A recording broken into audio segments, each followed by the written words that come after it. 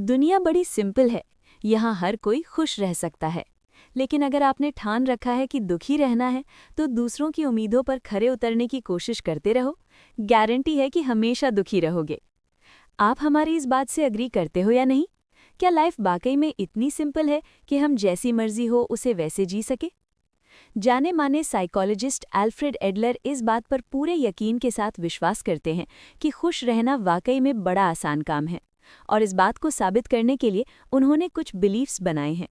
खुश रहना है तो अपने बीते हुए कल को भूलकर आगे बढ़ो।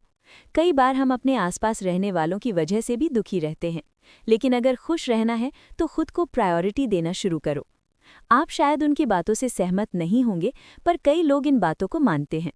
लेकिन एक चीज़ तो पक्की है, ज़्यादातर लोग जो एडलर की टीचिंग से सहमत हैं वो वाकई में औरों के मुकाबले अपनी लाइफ में ज़्यादा खुश हैं। तो आइए सुनते हैं ये समरी और देखते हैं कि ये आप पर भी अप्लाई होता है या नहीं। Deny trauma. एक छोटे से शहर में एक नौजवान रहा करता था जो लगभग 20 साल का होगा। जैसा कि इस उम्र में लोग अक्सर क्यूरियस नेचर के होते हैं, तो उस लड़के के मन में भी कई तरह के सवाल उठा करते थे। शहर के आखिरी छोर पर एक फिलोसोफर भी रहा करता था जो अपने ज्ञान और नॉलेज के लिए दूर दूर तक मशहूर था। लेकिन उसकी सबसे फेमस टीचिंग थी वो ये थी कि उसे इस बात पर पूरा भरोसा था कि जिंदगी बहुत ही सिंपल और आसान है। और उसकी यही बात उस नौजवान को बड़ा हैरान कर देती थी। ये दुनिया भला सिंपल कैसे हो सकती है, जहाँ इतनी परेशानियाँ, इतनी मुश्किलें हैं। ड्रग्स, जंग, भुखमरी, गरीबी और पॉलिटिकल झगड़े जैसे मुद्दे सिंपल कैसे हो सकते हैं? कहीं ये फिलोसोफर पागल तो नहीं हो गया? उस फिलोसोफर ने ऐसी कई और बातें कही थी जो उस नौजवान को एकदम झूठ लगती थी। तो एक दिन अपने डाउट को क्लियर करने वो उस फिलोसोफर के पास गया और उसे चैलेंज किया कि उसके सारे बिलीफ्स या बातें सरासर गलत हैं। उसकी बात सुनकर फिलोसोफर जरा भी नाराज नहीं हुआ, बल्कि उसने उस लड़के का बड़ी गर्मजोशी से स्वागत किया। वो इस बात से भी बड़ा इम्प्रेस हुआ कि वो नौजवान उसकी बातों से सहमत नहीं था और अपने खुद के नज़रिए से सोचता था। फिलोसोफर ने उसे अपने घर में इनवाइट करते हुए अंदर बुलाया और उससे बातचीत शुरू की। उसने नौजवान को बताया कि उसके सारे बिलीव्स एल्फ्रेड एडलर की थ्योरी पर बेस्ड हैं। एल्फ्रेड एडलर एक साइकोलॉजिस्ट थे जो पावर ऑफ इंडिविजुअल साइकोलॉजी पर काफ़ी जोर दिया करते थे। यानी सिंपल वर्ड्स में कहें तो इंडिविजुअल साइकोलॉजी यानी ये पता लगाना कि इंसान को अपनी वेलबींग या खैरियत के लिए क्या करना चाहिए। फिलोसोफर की बातों से नौजवान अब थोड़ा कंफ्यूज हो गया कि ये इंडिविजुअल साइकोलॉजी का क्या मतलब है। उसने इस बारे में जब कुछ और सवाल किए तो उसे इंडिविजुअल साइकोलॉजी का मतलब समझ आया। सबसे पहले तो नौजवान ने फिलोसोफर को चैलेंज किया कि वो चेंज यानी लाइफ में बदलाव को लेकर अपना नज़रिया समझाए। क्या फिलोसोफर ये मानता है कि लोग अपनी लाइफ में बदलाव ला सकते हैं या खुद बदल सकते हैं? असल में वो लड़का खुद अपनी लाइफ में चेंज चाहता था। उसे खुद इन्फीरियॉरिटी कॉम्प्लेक्स था। उसे हमेशा यही लगा कि वो दूसरों जितना स्मार्ट नहीं है। उसका कॉन्फिडेंस लेवल भी ज़ीरो था और अपनी इन कमियों को वो चाहकर भी दूर नहीं कर पा रहा था। उसके दोस्तों से परेशान करते ही थे, साथ ही उसके पेरेंट्स ने भी कभी उसे सपोर्ट नहीं किया। बचपन से ही उसके मन में जो इनसिक्योरिटी बैठ गई थी, उसका असर उसके आज पर पड़ रहा था। फिलोसोफर ने उसकी बात ध्यान से सुनी और कहा, हाँ, अगर लोग चाहें तो बदल सकते हैं। आपका पास्ट मैटर नहीं करता क्योंकि वो पास्ट था, लेकिन आपका फोकस प्रेजेंट पर होना चाहिए। नौजवान ने इस बात पर भी असहमति जताते हुए इस बात को खारिज कर दिया। उसने पूछा, क्या पास्ट मैटर ही नहीं करता, तो क्या इसका मतलब है कि बीते हुए कल के दुख या तकलीफें भी झूठे होते हैं? तब फिलोसोफर ने समझाया कि वो ट्रॉमा यानी सदमा या किसी जख्म पर यकीन ही नहीं करते, और एडलर के भी यही विचार हैं। एक और फेमस साइकोलॉजिस्ट हुए थे सिगमंड फ्रॉइड। अक्सर वो अपनी थ्योरी में ट्रॉमा का जिक्र किया करते थे। फ्रॉइड का मानना था कि इंसान के आज के दुखों की वजह उसके पास्ट के ट्रॉमा ही हैं, लेकिन एडलर इस बात से अग्री नहीं करते। उनका मानना है कि किसी इंसान के सक्सेसफुल या फेल होने का उसके पास्ट एक्सपीरियंस से कोई लेना देना नहीं है, बल्कि उन एक्सपीरियंस से आपने क्या सीखा ये ज़्यादा मायने रखता है। दूसरे शब्दों में कहें तो आपके साथ क्या हुआ ये मैटर नहीं करता, बल्कि आपने कैसे सिचुएशन हैंडल की ये बात मायने रखती है और आपकी पर्सनालिटी को शेप देती है। जो कुछ आप उन एक्सपीरियंस से सीखते हो वही सीख लाइफ में आपको गाइड करती है। तो ये थ्योरी या बिलीफ इस बात को प्रूव करती है कि आपकी पर्सनालिटी आपके एक्सपीरियंस की देन नहीं है। आप चाहे तो आज और अभी से अपनी ज़िंदगी की कमान अपने हाथों में ले सकते हो। आप ये डिसाइड करोगे कि आपको कैसे जीना है। All problems are interpersonal problems. उस लड़के को फिलोसोफर की बातों पर अभी भी यकीन नहीं था। उसने डिसाइड किया कि वो उससे लोगों और चेंज के बारे में कुछ और सवाल करेगा। अगर लोग बदल सकते हैं तो ऐसा क्या है जो उन्हें बदलने से रोकता है? अगर वो लड़का अपने पास्ट की बातों को भूल जाए तो क्या होगा? क्या होगा अगर वो अपने पास्ट को अपने प्रेजेंट पर हावी ना होने दे? हाँ, ये सच है कि अपनी कमियों को दूर करने में वक्त लगता है और ये उतना भी इजी नहीं है जितना हमें लगता है। तो फिलोसोफर ने कहा कि उस नौजवान ने अपने लिए एक गोल सेट कर दिया था और ये गोल था खुद को डिसलाइक यानी नापसंद करना। वो लड़का हैरान रह गया। उसने तो ऐसा कोई गोल कभी नहीं बनाया था। फिलोसोफर मुस्कुराने लगा। उसने लड़के से पूछा, तुम्हें अपने बारे में क्या पसंद नहीं है? तो लड़के ने बताया कि उसके अंदर ऐसी कई छोटी मोटी कमियां हैं जिनसे वो छुटकारा पाना चाहता है। जैसे कि वो नेगेटिव सोचता है, वो जल्दी हार मान जाता है, वो लोगों पर आसानी से भरोसा नहीं कर पाता। उसे ये भी लगता था कि वो देखने में कोई खास अट्रैक्टिव नहीं है, यानी उसे अपनी पर्सनैलिटी पसंद नहीं थी। फिलोसोफर ध्यान से उसकी बातें सुनता रहा। उसे भी लड़के की बातों में सच्चाई नजर आई। उसके अंदर वाकई में सेल्फ कॉन्फिडेंस की कमी थी। फिलोसोफर ने उससे कुछ और सवाल पूछे।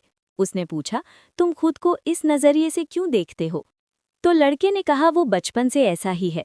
वो कमजोर है, वो कभी भी दूसरों के आगे अपने पॉइंट ऑफ व्यू नहीं रख पाता। लेकिन फिलोसोफर ने उसकी बात काटते हुए कहा, तुम गलत बोल रहे हो।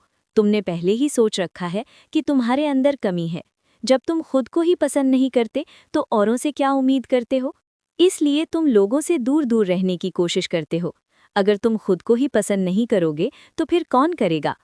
फिलोसोफर ने पॉइंट आउट किया कि तुमने आज तक सिर्फ अपनी कमजोरियों पर फोकस किया है, इसलिए शायद तुम खुद को उतना पसंद नहीं करते।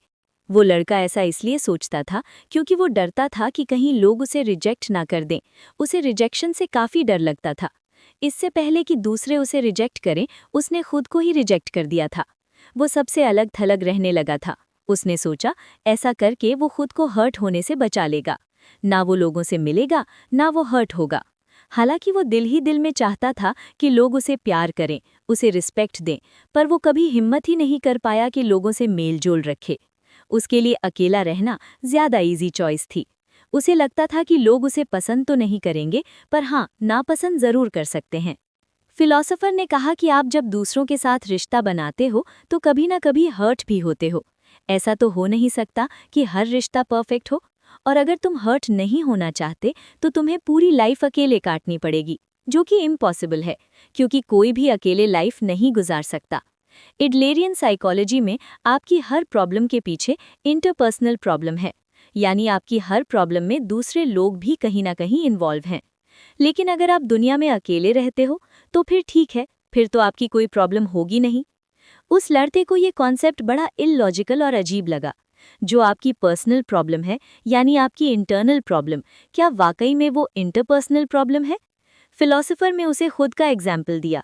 किसी जमाने में वो अपनी हाइट को लेकर काफ़ी इनसिक्योर हुआ करता था। वो छोटा था और लोग हमेशा इस बात को पॉइंट आउट करने से नहीं चूकते थे, जिस वजह से फिलोसोफर को हमेशा इन्फीरियॉरिटी कॉम्प्लेक्स फील होता था।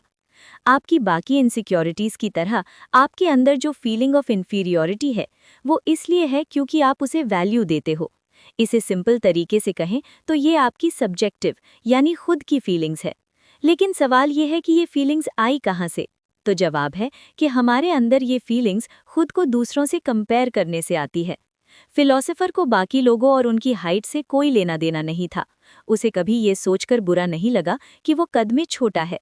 आपकी सब्जेक्टिव फीलिंग्स की वजह से आपको या तो अच्छा लगेगा या फिर बुरा। अपनी कम हाइट को लेकर फिलोसोफर की सब्जेक्टिव फीलिंग उसे हमेशा इनसिक्योर फील कराती थी। पर उसके एक फ्रेंड ने उसे बताया कि वो अपनी शॉर्ट हाइट की वजह से फ्रेंडली और भरोसेमंद लगता है। और ये बात उस फ्रेंड ने अपनी सब्जेक्टिव फीलिंग यानी खुद की फीलिंग या सोच की वजह से कही थी।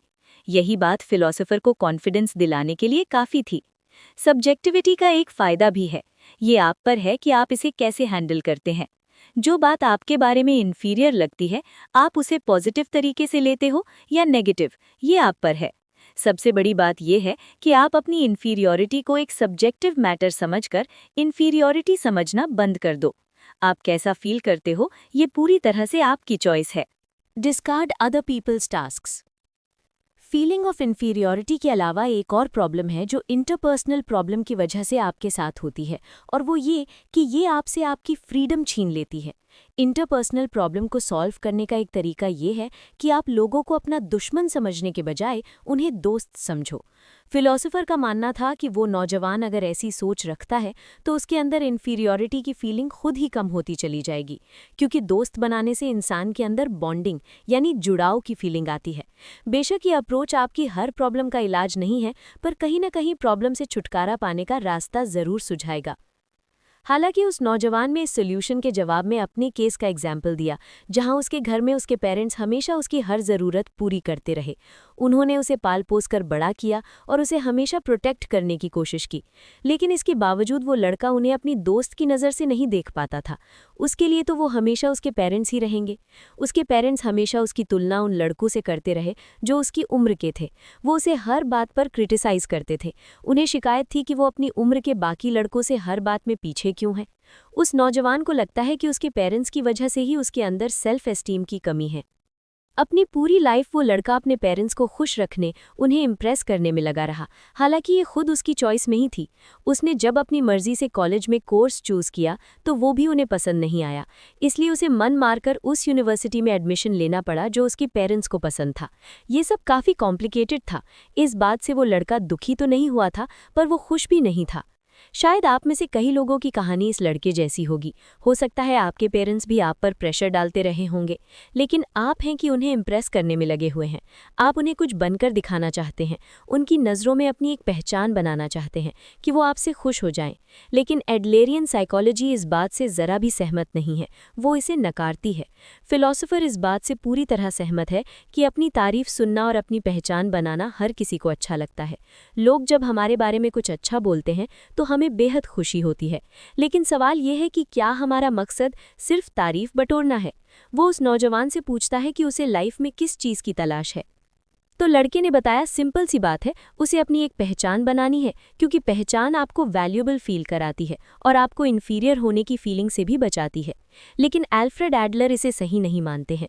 बड़े अफसोस की बात है कि हमारी सोसाइटी ने हमेशा रिवॉर्ड एंड पनिशमेंट एजुकेशन पर फोकस किया है। अगर आपने कुछ अच्छा किया तो आपको तारीफ मिलेगी, और अगर कुछ बुरा किया तो सज़ा मिलेगी। लेकिन ये मेंटालिटी एकदम गलत है। अगर आप कुछ अच्छा कर रहे हो पर कोई तारीफ नहीं कर रहा, तो क्या आप अच्छा काम करना छोड़ दोगे? ठीक इसी तरह पनिशमेंट में भी यही बात लागू होती है। अगर कोई आपको पनिश नहीं कर रहा है तो क्या आप बुरा काम करते रहोगे? फिलोसोफर का मानना है कि हमें दूसरों की उम्मीदों के हिसाब से नहीं जीना है। तो नौजवान ने बहस करते हुए कहा कि ये तो जिंदगी जीने का बेहद सेल्फिश तरीका होगा। क्या इंसान को सिर्फ खुद के बारे में सोचना चाहिए?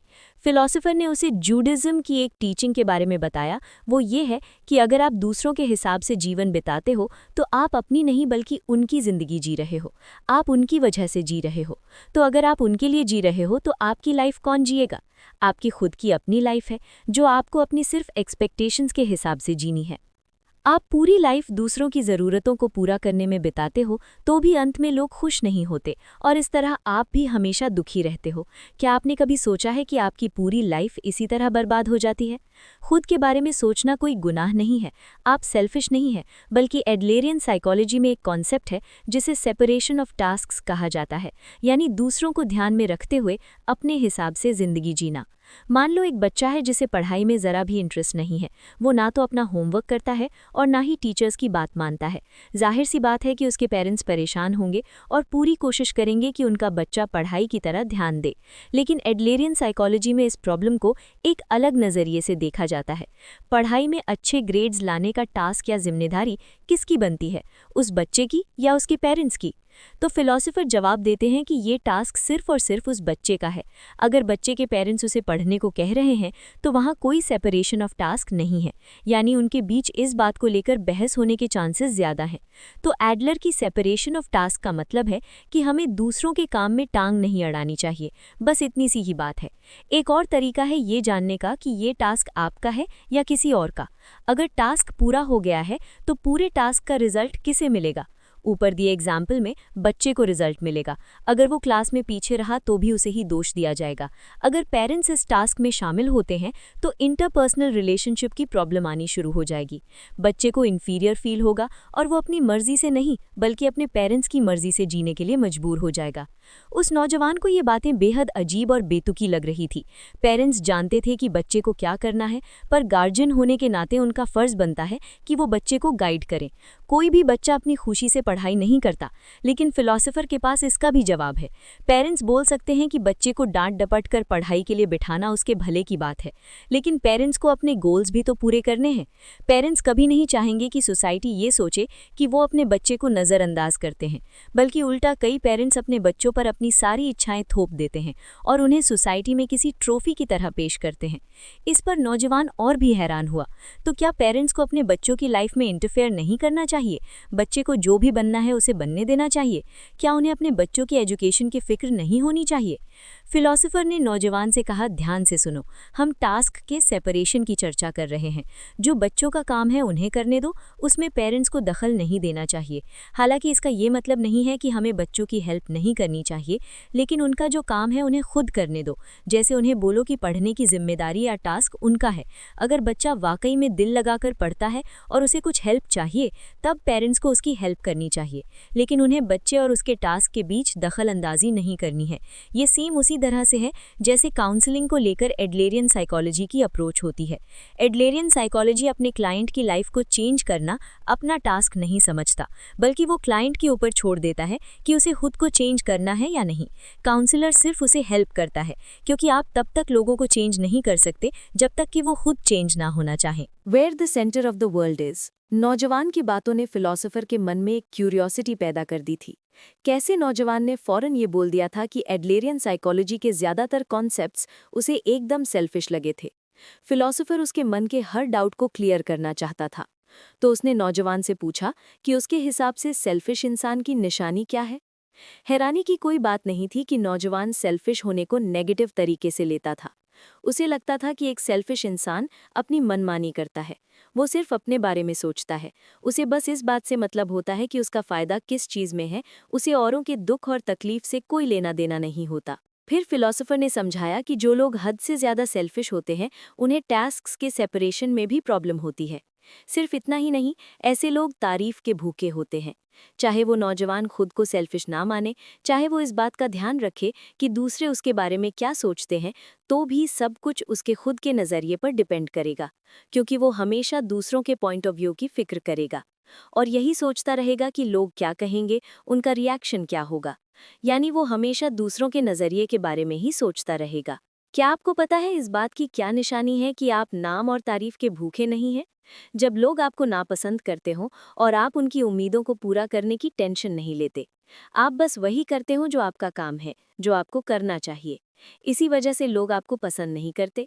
यानी आप एकदम आज़ाद पंछी की तरह हो। आप किसी और की उम्मीदों पर खरे उतरने के लिए नहीं जी रहे। आपको ये बात हमेशा याद रखनी है। You are not the centre of the world. यानी दुनिया आपके इर्द गिर्द नहीं घूमती। आप शायद खुद को लाइफ का हीरो समझ रहे होंगे, एक आइडियल हीरो जो सबका ध्यान रखता है, सबका भला करता है। हम सबको कभी ना कभी लाइफ में ये चीज़ फील होती है, लेकिन हम अकेले सबकी लाइफ के हीरो नहीं बन सकते। हम बस अपनी लाइफ के हीरो हैं। हम सिर्फ एक कम्युनिटी के मेंबर हैं, एक बड़े से ग्रुप का एक हिस्सा भर हैं। लोग आपके लिए नहीं जी रहे, तो आप भी उनके लिए जीना छोड़ दो। लोगों की आपसे जो उम्मीदें हैं, आप उसे नज़रअंदाज करना तो सीख गए होंगे, पर आपको एक और चीज़ सीखनी है कि आप भी लोगों से उम्मीद मत करो। क्या होता है जब आप उम्मीदें रखते हो? आप अपने ही ख्यालों के जाल में फंस जाते हो। आपको लगता है लोग आपकी इंसल्ट कर रहे हैं, जबकि ऐसा नहीं है। आप खुद को हद से ज़्यादा अहमियत देने लगते हो। आपको लगता है ये दुनिया आपके इर्द गिर्द ही घूम रही है। इससे आप सेल्फिश तरीके से सोचने लगते हो। इस नज़रिए से जब आप किसी को देखोगे तो कहोगे ये आदमी मुझे क्या देगा, इससे मुझे क्या फ़ायदा होगा। ये सब चीज़ें आपको बेहद सेल्फिश बना देती हैं। इसके बजाय जब आप किसी से मिले तो कहें मैंने इस इंसान को क्या दिया है, मैंने इसका क्या भला किया है। इस तरह की थिंकिंग डेवलप करने से आप कम्युनिटी का भला कर सकते हो, लोगों के काम आ सकते हो। एडलेरियन साइकोलॉजी के अनुसार अपनी कम्युनिटी के साथ जुड़कर ही आप खुद की पहचान बना सकते हो, अपने लिए एक फाउंडेशन तैयार कर सकते हो। आपकी कम्युनिटी ग्रो करेगी तो आप भी ग्रो करोगे। इंसान दुनिया में अकेला नहीं है, बल्कि उन बूंदों की तरह है जिनसे मिलकर समुद्र बनता है। जब हम कम्युनिटी शब्द सुनते हैं तो हमें अपने पास पड़ोस का ख्याल आता है। किसी हद तक ये बात सही भी है, क्योंकि हम कम्युनिटी को ही पूरी सोसाइटी समझ लेते हैं। और वो नौजवान भी कुछ ऐसा ही सोचता था। लेकिन फिलोसोफर ने उसे करेक्ट करते हुए कहा, हाँ, बेशक सोसाइटी भी कम्युनिटी है, लेकिन साथ ही जिन चीज़ों से आप जुड़े हो वो भी एक तरह से कम्युनिटी होती है। जैसे कि आपका ऑफिस जहाँ आप जॉब करते हो, आपका स्कूल या कॉलेज जहाँ आप पढ़ते हो, या आपका मोहल्ला जहाँ आप रहते हो। सब जगह छोटी छोटी कम्युनिटी है जिनसे हम जुड़े हुए हैं। एडलेरियन साइकोलॉजी में जगह भी कम्युनिटी ही मानी जाती है, क्योंकि आप उन जगहों से कनेक्टेड फील करते हो। लेकिन प्रॉब्लम तब आती है जब लोग किसी एक ही कम्युनिटी पर ज़्यादा फोकस करने लगते हैं। वो उस पर इतने डिपेंडेंट हो जाते हैं कि उसके बिना जीने की कल्पना भी नहीं कर सकते। और सारी प्रॉब्लम की जड़ असल में यही है। मान लो वो नौजवान अपने स्कूल को ही अपनी कम्युनिटी मान ले, तो वो सिर्फ अपने ग्रेड्स, क्लास में अपनी पोजीशन और अपनी रेप्यूटेशन तक ही सोचता रहेगा। यानी उसे लगेगा कि उसकी सेल्फ वर्थ सिर्फ उसके स्कूल की चारदीवारी तक सीमित है। तो जब आप खुद को किसी एक ही कम्युनिटी से बांध लेते हो, तो एक बुरा अनुभव आपको जिंदगी के लिए अफेक्ट कर सकता है। जैसे मान लो उस नौजवान को कम ग्रेड्स मिले, तो वो हमेशा यही सोचेगा कि वो किसी काम का नहीं है। वो अपनी वर्थ को जिंदगी भर अपने ग्रेड्स के हिसाब से देखता रहेगा। उसे लगेगा कि वो लाइफ में कभी कुछ नहीं कर पाएगा, क्योंकि उसके कम मार्क्स आए हैं। अब जाहिर सी बात है कि इस तरह की सोच इंसान की पर्सनल डेवलपमेंट के आड़े आती है। फिलोसोफर कहते हैं कि हमें ये याद रखना चाहिए कि हम सिर्फ एक कम्युनिटी के नहीं, बल्कि कई अलग अलग कम्युनिटीज़ का हिस्सा हैं। किसी एक कम्युनिटी का पार्ट होना, जैसे कि स्कूल कम्युनिटी, हमें डिफाइन नहीं करता। ये हमारी कंप्लीट पहचान नहीं है। एक बड़ी कम्युनिटी का पार्ट बनकर, जैसे कि आपका ऑफिस, आप अपना एक अलग नज़रिया सेट कर सकते हो। और ये आपको एहसास कराएगा कि आप जब छोटी कम्युनिटी जैसे स्कूल लाइफ में थे, तो बेकार ही छोटी छोटी बातों पर टेंशन लेते थे। सबसे पहली और इम्पॉर्टेंट चीज़ जो आपने इस समरी में जानी, वो ये है कि अगर आपको सच में खुश रहना है, तो अपने अंदर इतनी हिम्मत पैदा करो कि लोगों की नफ़रत भी झेल सको। इस माइंडसेट के बारे में एडलेरियन साइकोलॉजी ने बहुत गहराई से लिखा है। एल्डेरियन साइकोलॉजी के फाउंडर हैं एल्फ्रेड एडलर। दूसरी चीज़ जो आपने सीखी वो ये कि लोग चेंज हो सकते हैं और आपका पास्ट आपको डिफाइन नहीं करता है। जो बीत गई सो बीत गई। एडलेरियन साइकोलॉजी में ट्रॉमा जैसी कोई चीज़ है ही नहीं। आपके पास्ट एक्सपीरियंसेस आपकी करंट सिचुएशन को डिफाइन नहीं करते। जो चीज़ सच में आपको डिफाइन करती है वो है आपका एटीट्यूड, जो तय करता है कि इन एक्सपीरियंसेस को हैंडल कैसे करें। अगर आपको खुश रहना है तो अपने आज में जीने की आदत डाल लो। तीसरी चीज़, आपकी हर प्रॉब्लम के पीछे इंटरपर्सनल रिलेशनशिप ही मेन कारण है। जो लोग खुद को हमेशा दूसरों से कंपेयर करते हैं, कभी खुश नहीं रहते। हमें लगता है कि दूसरे हमसे बेटर हैं, इसलिए हम में इन्फीरियरिटी कॉम्प्लेक्स डेवलप हो जाता है। लेकिन आप खुद को कमतर इसलिए फील करते हो क्योंकि आप सिर्फ अपनी कमियों पर फोकस कर रहे हो, और इन कमियों की वजह से ही आपको लगता है कि आपकी कोई वैल्यू नहीं है। लेकिन ऐसा नहीं है। आपकी फीलिंग्स सब्जेक्टिव हैं, यानी वो सिर्फ आपकी राय है। जो इनसिक्योरिटीज़ आपके मन है वो वक्त के साथ चेंज हो सकती हैं। जो चीज़ आज आपको बुरी लग रही है या आपको हर्ट फील करा रही हो, शायद उसके पीछे कोई पॉजिटिव रीज़न हो। बस डिपेंड करता है कि आपका नज़रिया क्या है। चौथा, आपने सीखा कि खुश रहने का एक और तरीका है कि हम नाम और फेम के पीछे ना पड़े। हाँ, सबको अपनी तारीफ सुनना अच्छा लगता है। कुछ लोग मेहनत तभी करते हैं जब उनकी तारीफ की जाए, लेकिन ये भी ठीक नहीं है कि हम सिर्फ अपनी तारीफ सुनकर मोटिवेट हों। ऐसी मोटिवेशन टेम्पररी होती है। अपनी लाइफ अपनी शर्तों पर जियो, ना कि दूसरों की सलाह पर। जो उम्मीदें आपको खुद से हैं, उन पर पूरा उतरने की कोशिश करो। अगर आप सिर्फ दूसरों की खुशी का ख्याल रखोगे तो कभी खुश नहीं रह पाओगे। पांचवी चीज़, अपना ध्यान रखना और अपनी ज़रूरतों के बारे में सोचना सेल्फिश होना नहीं होता है। आप बस अपने काम को प्रायोरिटी दे रहे हो। एडलेरियन साइकोलॉजी में टास्क्स को सेपरेट रखने की कोशिश की जाती है ताकि इंटरपर्सनल झगड़ों से बचा जा सके। अगर आप किसी दूसरे का काम करेंगे तो आप हमेशा उनकी एक्सपेक्टेशंस पर खरे उतरने की कोशिश करते रहोगे। छठी चीज़, अलग अलग कम्युनिटीज़ से जुड़े रहना आपको सेल्फिश होने से बचाता है। छोटी बड़ी किसी भी तरह की कम्युनिटी के जुड़कर आपके अंदर एक हम्बलनेस यानी नम्रता आती है। आप खुद को घमंडी और बदमिजाज होने से बचा सकते हो, क्योंकि हम जब किसी बड़े सोशल ग्रुप से जुड़ते हैं तो हमारे काम भी बड़े और अच्छे होते हैं। आज के टाइम में एंजॉय करना बहुत इजी हो गया है। लोग मज़े के लिए खूब पैसा खर्च करते हैं, आए दिन पार्टनर चेंज करते हैं, पर सच तो ये है कि कोई भी पूरी तरह से खुश नहीं है। लोग नकली खुशियों के पीछे भागकर अपना वक्त और पैसा दोनों बर्बाद कर रहे हैं। पर एडलेरियन साइकोलॉजी आज के इस नेगेटिव वर्ल्ड में आपको पॉजिटिव वाइब देती है। ये आपकी लाइफ में एक पॉजिटिव इम्पैक्ट ला सकती है। ये आपको सिखाती है कि खुद के बारे में सोचना और खुद का ख्याल रखना सेल्फिश नहीं होता है। जब हम खुश रहेंगे तभी तो दूसरों को खुश रख पाएंगे। इसलिए अपनी खुशी के बारे में सोचो और वो करो जो आपको पसंद हो, क्योंकि आप लाइफ की हर खुशी डिजर्व करते हो।